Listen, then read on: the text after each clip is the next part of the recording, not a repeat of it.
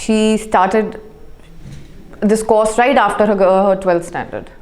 And she's just 19 years old, and the other people around her are generally about 24, 25. So she's been one of the youngest in the batch.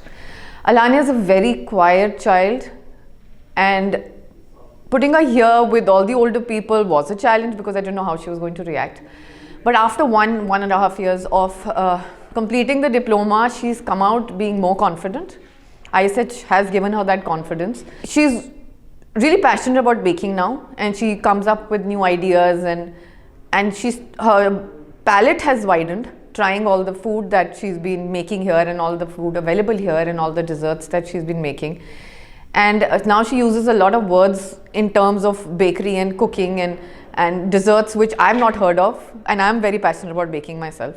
So I feel very proud of the fact that ISH has given her that base and that platform to begin her life.